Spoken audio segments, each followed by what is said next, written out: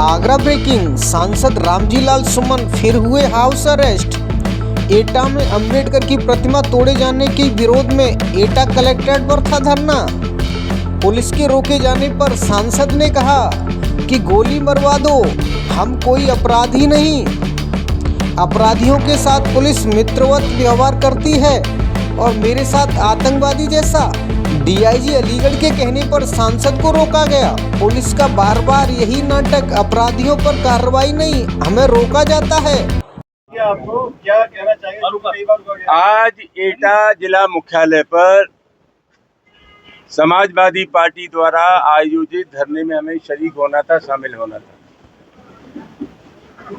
अनावश्यक रूप से एटा पुलिस के अनुरोध पर आगरा की पुलिस ने हमें नजरबंद कर दिया।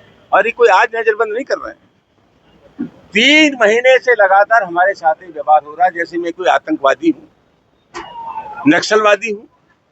इन लोगों का लोकतंत्र में कोई विश्वास नहीं है। अभी 25 जून को इन लोगों ने जलसा किया था कि इंदिरा गांधी ने आपातकाल लगाया, इंदिरा गांधी ने आपातकाल लगाया। ये बात सही, हम झेल गए थे, लेकिन ये अघोषित आपातकाल है। लोकतांत्रिक संस्था को नष्ट किया जा रहा है, व्यक्ति की आजादी पर लगाम लगाई जा रही है। आप अपने दिल की बात नहीं कह सकते, मन की बात नहीं कह सकते। तो हम जाना चाहते थे, आज एटा नहीं जाने दिया। और 3-4 मुख्य बातें थी। झगड़ा क्या है? झगड़ा यह है कि हमारे सामने कोई अगर समस्या है, पुलिस अगर उसका गुणदोष पर निदान नहीं करती है तो तनाव पैदा होता है। 3 चीजें थी। एक तो सिरसा बदन गांव है, महाराणा थाने में, एटा में, जहां भगवान गौतम बुद्ध की मूर्ति 3 बार टूटी।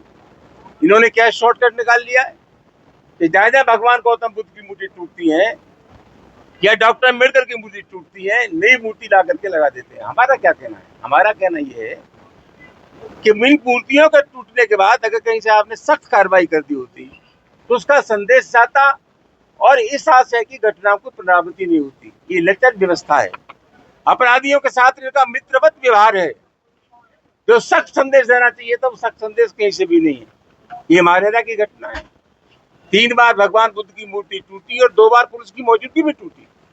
तो हम ये चाहते थे उन पुलिसकर्मियों के खिलाफ कार्रवाई हो, जो लोग इसमें शामिल हैं उनके खिलाफ प्रभावी कार्रवाई हो। दूसरा, जैथरा में 1 जुलाई को समाजवादी पार्टी के राष्ट्रीय अध्यक्ष, प्रदेश के पूर्व मुख्यमंत्री का जन्मदिन था, अखिलेश जी का। उनके पोस्टर को कुचला गया, अपमानित किया गया, फाड़ा गया। क्यों नहीं लिखिए मुकदमा? दिल्ली करके लोगों को जेल भेजते, ठोक के जेल भेजते। ये कार्रवाई नहीं हुई। एक ढकपुरा गांव है, थाना आबागढ़ में, वो ढकपुरा गांव में दलितों की बारात नहीं चढ़ने दी, उनके खिलाफ कार्रवाई नहीं हुई। पुलिस के एक सिपाही को चोट आ गई थी, मुकदमा दर्ज हुआ, उसमें दलित समाज के लोगों को भी नामजद कर दिया। इसकी घटना से कोई संबंध नहीं था। इन सब घटनाओं के बारे में हम धरना देना चाहते थे समाजवादी पार्टी के साथियों के साथ। हमें धरना स्थल पर नहीं जाने दिया, रोज हमें रोका जाता है। ये मेरे मौलिक अधिकारों का हनन है। समाजवादी पार्टी के कार्यकर्ताओं के साथ जो व्यवहार हो रहा है सही लगता है। हमने ये भी कहा कि हमारी पार्टी पर आप बैन लगवा दीजिए। अगर राष्ट्रीय अध्यक्ष का अपमान होगा तो हम चुपचाप बैठेंगे, अगर दलितों पर अत्याचार होगा तो हम चुपचाप बैठेंगे। समाजवादी पार्टी का ये धर्म है कि समाज के किसी भी वर्ग पर अत्याचार होता है, अन्याय होता है, तो पार्टी के कार्यकर्ता ताल ठोक करके ये कह दे कि हम अन्याय बर्दाश्त नहीं करेंगे। यही राजनीति और यही राजनीतिक धर्म है। उसका भी निर्वाह हमें नहीं करने दे रहे।